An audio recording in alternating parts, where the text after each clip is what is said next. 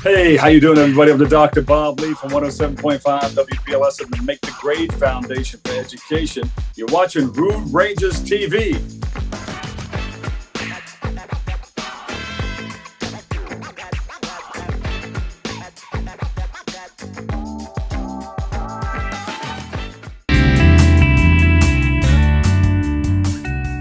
Hello, this is Conversations with the Quick Flick Critic. I'm your host, John Smithstead. Each week, I introduce you to a wide range of remarkably creative and inherently interesting people representing a broad spectrum spanning the world of entertainment. I invite you, as always, to listen, learn, laugh. Laugh, ladies and gentlemen, is always great. Today's guest is a dad. And he's he's working with kids, and he's got all kinds of things going on. Folks, this is filmmaker Jimmy Olsson. He's joining us all the way from Stockholm, Sweden. Jimmy, welcome to Conversations with Quick Flick Critic. Thank you very much. Well, you're welcome. You're situated where it's good to make sense. Said the dad of 3 kids to the dad of at least 2, I know. Yeah. Thanks for being with us, man. We appreciate it. Thank you for having me. Jimmy is a filmmaker based in Sweden. He's a Swedish native. I have seen 2 of his short films. He's primarily produced short films to date. We'll talk more about what he's got planned for the future in a moment. One of those short films is Alive, and the other is Notes. Watched them both, enjoyed them both very engaging. Jimmy, I want to start off, first of all, welcome to Conversation with a Quick Flick Critic again. Thank you. I want to get an idea, particularly with short films, because you've got to have a specific idea of what you want to center this short piece around. This is a general question, and really with a creative, expansive mind, it may be difficult to pin down, but where does the germs of your ideas come for the crux of your short films that you're going to base a story around to reach an audience? First of all, I think my ideas come from stuff that I have prejudice towards or stuff that I am interested in. So basically, the film Alive is about a woman in a wheelchair and her caregiver, and I had an idea that I think that people might have prejudice against people in wheelchairs. But also I heard a story on a podcast that I thought was intriguing. So there's something in me that, hold on, this could be something. This is an idea that I want to explore. Yeah. And with the film Notes, I just, I'm a big music lover. For classical music, and so I just want to explore. That was also an idea that I saw from a viral video on Facebook, I think, during the pandemic, and I wanted to make a film that was really easy to make, that I could shoot in one day, didn't need a lot of people, just lots of music and less dialogue. So it's a combination how you think what will work, what will people enjoy, how can I make it short and still engaging, and it's building blocks. It's building blocks to find a couple of interesting elements and put them together, basically. Yeah, no, that makes sense, and that's got to happen pretty quick and make an impact on your audience. Yeah, exactly. A gift to do that. You'd mentioned Alive and Notes. We're going to talk about Alive first. Jimmy. I've seen that. It came out a couple of years ago, correct? Yeah, 2 years ago. Yeah. Yeah. You have two central characters, two women. Eva Johansson plays Victoria, who is the woman in the wheelchair. She is not a disabled person in real life. You shared that with me. Yeah. And then Madeline Martin is Ida, and that is Victoria's caretaker. Both remarkable performances, very natural performances by these women that had to be, or the film was not going to be the film that you wanted. Talk about Eva and Madeline and their performances in Alive, and working with them and drawing what you needed out of them in your film.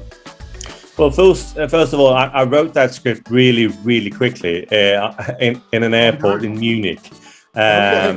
It just, flew out of me, and so I wrote it in less than 2 hours. And then, so hold on. Jag har inte tid, jag sitter i en intervju.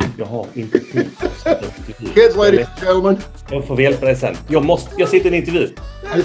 Sorry about this. Jimmy, jag hjälper dig snart. You've heard the word editing, sir. It's all good, man. It's all good. Most of us have kids. Yeah, it is what it is. Yeah. Sorry about that, but no, it's cool. It's actually so basically, So I wrote this script. You do what you do right there, my friend. Yeah. Anyway, So I wrote that script, and I wasn't sure really what it was, if it's good, because it came out so quickly. But when the producer said, I think it could be something, so then I phoned Madeline, because I knew her from earlier stuff, and we got together and talked about it, and then she actually introduced me to Eva Johansson, who I knew, but not in person. So we all met, and we had this audition, and I felt straight away that she's going to make something good out of this. And then, we met a couple of times, and we fiddled around with the text and had a lot of long conversations about who they are and what they want to explore. So on set, we didn't have, normally you direct on set, you could take them down and take them up, or you can change the energy in the room and stuff.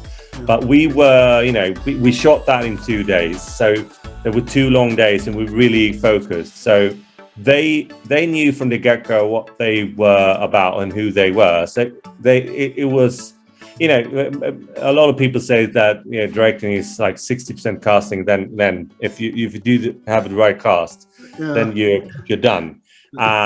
So I was very fortunate to have them, to help me to make that film. Which a film that I'm very proud of, by the way.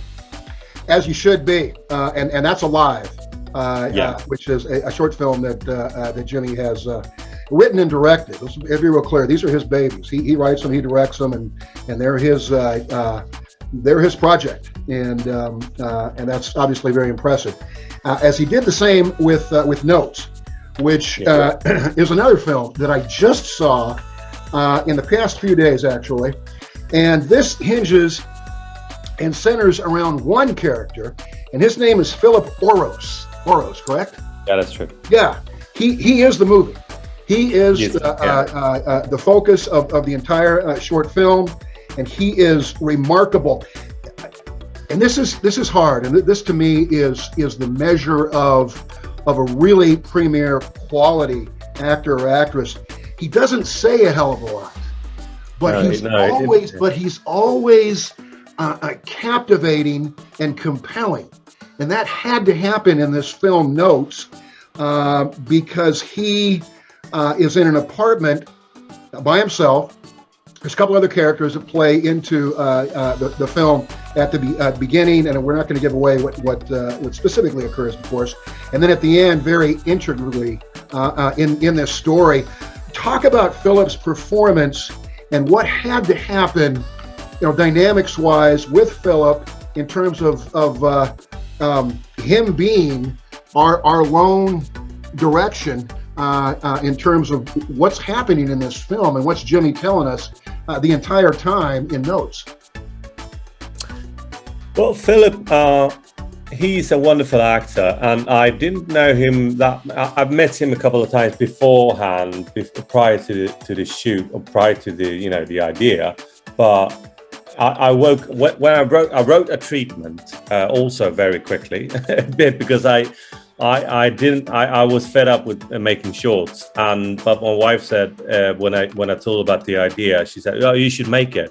And I was it's such a hassle to finance short films as it is. So I decided to, I'm going to make it on my own. I'm going to produce it. I'm going to do everything, and I think I can do it, rather efficiently and cost efficiently. And so, but when I woke up the next morning, I had his face in my mind, and I called him the same day and asked him about this idea, and he was keen, but he didn't know how to play the piano at all. I know how to play a little bit, but I said, you can just YouTube stuff. You have a month, you just practice for a month. But it works. And he was really worried. So we had a couple of meetings where I'm not sure if I'm going to make it. I was confident all the time. It's going to be no worries. We can do the edit. It's going to happen. It's going to be good.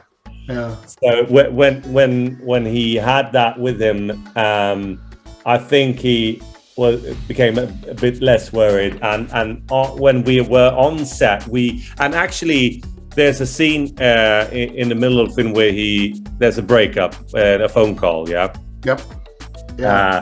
and the woman on the other side is his actual girlfriend. She's not an actress. Well, that adds a little emotional element. Proceeding. I had an idea that would be interesting, even if she hasn't acted before. I had a feeling that I think it's going to work. So that phone call was quite interesting, and there was a lot more work with him if you compare it to the other film, Alive, with Madeline and Ava, because there's a lot more things happening inside of him since he's not, talking to anyone. So we had to work a bit differently to get that, that feeling, what he's feeling, what he's thinking about. And so it was more, bits and pieces of every shot. We had a talk. What's going on now? What's happening? Why are you doing this? But he was, keen all the way, and just took it for what it was. And it was just a great pleasure working with him. I think he's really talented. He's got this nice. His eyes are a bit, there's some sadness in his eyes. And he's got that natural look. Melancholy. In the film. So if with that look and that backstory with the music and the breakup and everything, it wasn't that hard really. But because I love music so much it hurts. So I don't think. Me too. I don't think. You may have heard of this band before. I've heard of it. The Beatles. If I don't have music, I don't have life. No. If I was to reboot my life, I would go for music. To try to make that as a profession. Yep. Anyway, so I had to talk to him about the ending scene is quite a long musical piece, and I had to talk to him about what that music was for me, how much that meant to me, and I had to translate that for him. And I think he got it, because I wanted to have a conversation with music instead of words. So that's what he's going through, without spoiling anything. It's a scene where he's playing a classical musical piece of Beethoven, and he's expressing. I had to cue him. We cued him during that take. Now this is happening. now you're going into this mode, and that this Right. piece of music represents this mode, and blah blah blah blah. Yeah, I can see it. Yeah. Yeah. No, that is mission accomplished, Jimmy, and Philip Orris is wonderful throughout. Yeah. Again, we don't want to give away what we're watching here, but you have to kind of determine what you're watching and what you're hearing, and process that in your own way as a viewer. And I'll just kind of leave it at that.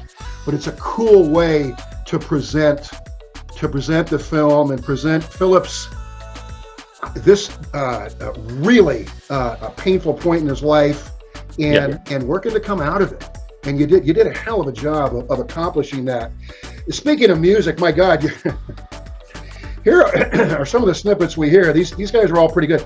Beethoven, Bach, Chopin, and Scott Joplin. You did not mess around with your musicians and your talent there, Jim. You went straight for the. I'm going for the top, and that's where I'm staying, man. Yeah. But very cool. yeah, well, you know, they are pros. They were pros. Yeah. Yes, they were. They were. My dad would say they had a pretty good idea what they were trying to accomplish. Those guys. That's true. No, that is huge in the film in terms of the music. And we'll leave it at that, but you definitely need to see it. It's called Notes. It's available on Vimeo, as is Alive. These are two short films written and directed and brought to us by filmmaker Jimmy Olsson. Speaking of films, now, as much as you can share, we talked about this before we started the interview. You are working on a couple of feature films that you would like to realize, and also a TV series. What can you tell us about where you're at now? And I know there's probably a few challenges involved from your place and where you reside, working on those. But where are you, and kind of where are they in development? This autumn, I'm releasing a feature on cinemas in Sweden. Great. It's a comedy that wouldn't work in abroad, because it's a weird comedy, a mockumentary feature comedy about fictitious childhood books characters. Okay. Like there's that Swedish people would recognize and connect. Yeah, with? Okay. They are huge, and you would probably recognize at least one, Pippi Longstocking. Oh yeah. We know that here in the States, sure. Yeah. So it's a fake documentary where I, as a journalist, I dig her up as if she were alive and well and real today. Yeah. What is she doing? Oh my gosh. Okay, cool. Yeah. So she's one of the characters. So it's. Is it animated, Jimmy, or is it? No. It's live action. Live action. Okay. Very cool. I've been working for that for some time, and what do you call it? Do you have a working title? I don't have a working title in English, I'm afraid. It's Objektiv Granskning. It's what? Work that I'm currently consumed by. No, I think that's good enough for now. Sure. Yeah, and also I'm working on this adaptation to make Alive a feature as well. Okay. So I've written a treatment from that story with the same characters in the same world, basically. Okay. So I'm working on that, and a TV series I'm in just early stage of development for a crime comedy. Like it's in the same world as Only Murders in the Building, if you've seen that, with Steve Martin Short. I'm familiar with it. I have not watched the series. Yeah, it's like a crime comedy thing. Yeah, no, I love both those guys too. So Yeah. So and I have a couple of other features that are written scripts, but it's still we need the funding. So so I'm hustling around trying to get producers here to read them and engage in them, because even if a producer likes them, it's like, I don't have any time for it, I'm sorry.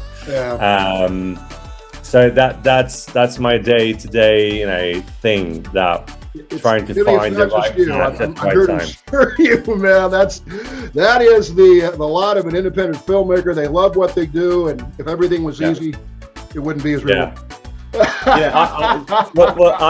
I sometimes get scripts sent to me from the States, actually, from screenwriters, and that's all fun. But it's like, he or she is an independent filmmaker, and so am I. It's difficult if we don't have a producer or any interest. It's like, who the fuck are we? Sorry, who are we to come with it, and who would listen to us? So that's just tough.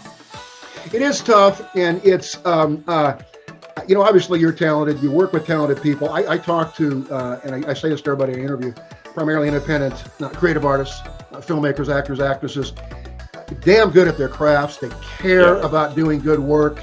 In my opinion, it is under-recognized and may never be recognized to the level that it should be. But it's the sheer willpower and belief in what you're doing, and say, this is worthy. This is damn good stuff. I'm proud of it, and I want other people to see why I am. That resonates every single damn time when I watch Work Like Alive and Notes and all these other independent films that I watch. It is to me, and I don't bash huge budget, mega $1 jillion movies and multiplex, in every theater on the planet, playing over and over again. I don't have a problem with that, but it just, independent film is just more interesting to me and more engaging. Yeah, that's true. Ideas are explored that would never be explored with multi-million-dollar budgets because it's not safe. Yeah, that resonates with you, man. Yeah. Well, I heard this story yesterday. Do we have time? Oh, sure. Yeah. This is your show, man. You say whatever you want. You got two free countries, the U.S. and Sweden. Say whatever you wish. There's a show on Netflix called Emily in Paris, right? Yeah. I think I need to watch this, but go ahead. Yeah. I haven't seen it. It's not really my cup of tea. But anyway, I heard that it's the way that script is constructed is because a lot of kids and youngsters are watching it while they're scrolling, so they can still follow the show without missing anything. So there's a lot of things happening in that show, but you don't need to see everything. That's avant-garde. That's dark, man. That's dark. It's like, why are we making shows? Why make the damn film? Adapted to kids. I don't need to watch it just a little bit to have it in the background. If we get there in our lifetime, we've lost, and I think we've given in. We said hell with it. Wow. Well, I'm not going to watch it then. No, you're talking about the contrast between independence and the big budget. It's as you said, a lot of the indie films are much more intimate and engaging than the big blockbusters. Yeah. But it's all about money and algorithms and everything. Sure. So it's like whenever a French or Polish film comes to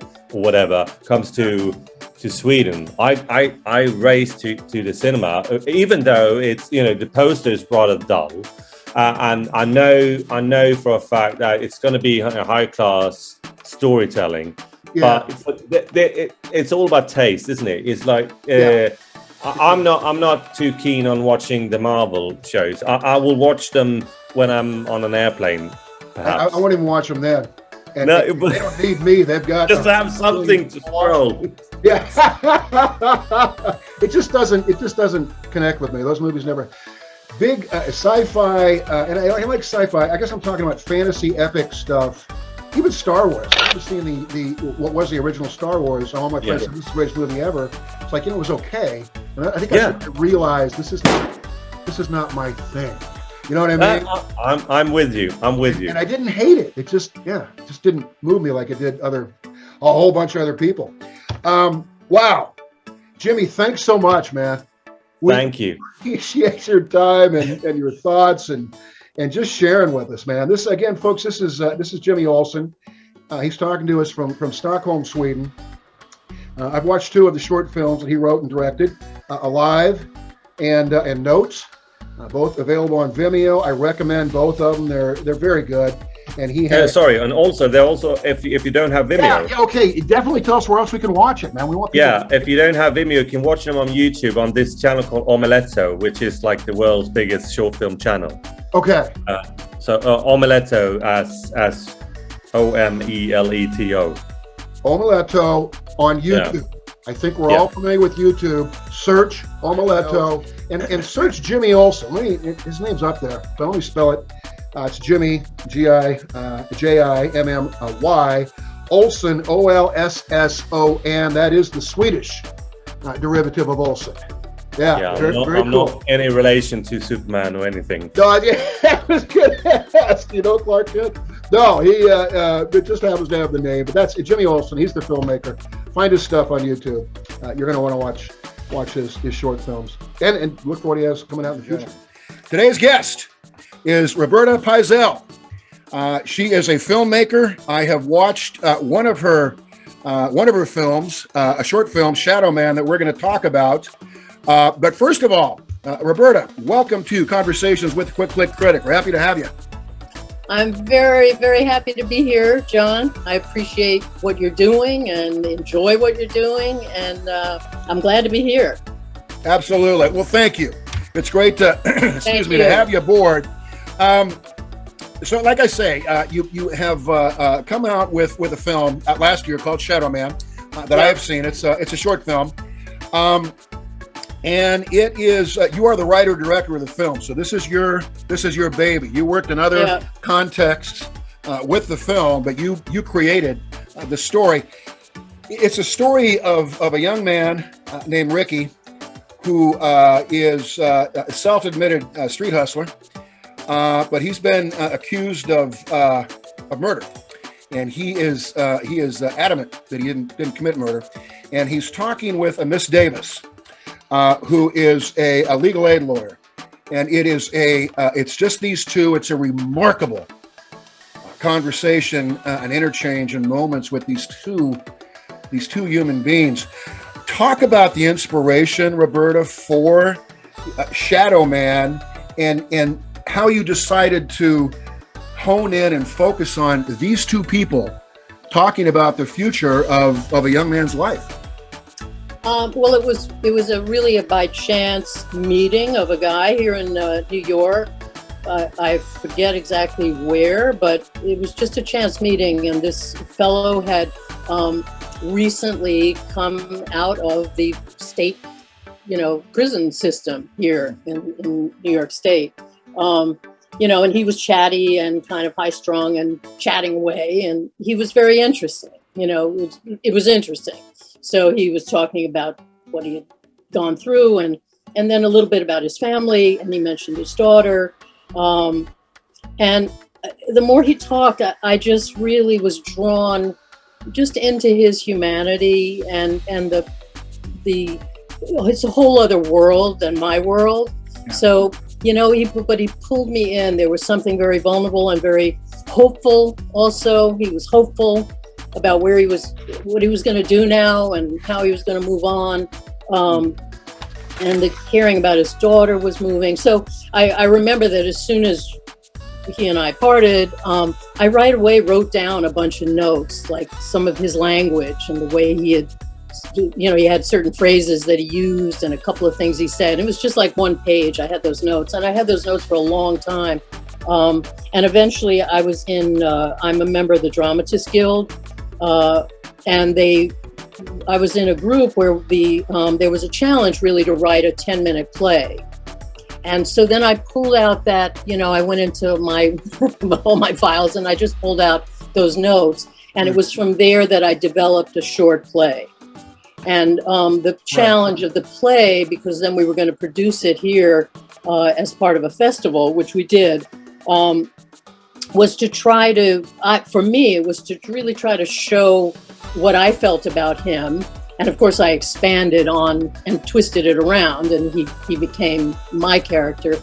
Sure. But I really wanted to show his vulnerability and his the sweetness of him, and then the mess of his life, and his sense of taking responsibility, and that he had really gone through a self-examination that was deep, and as you never know what will happen later or how life will play out for him, but he had a genuine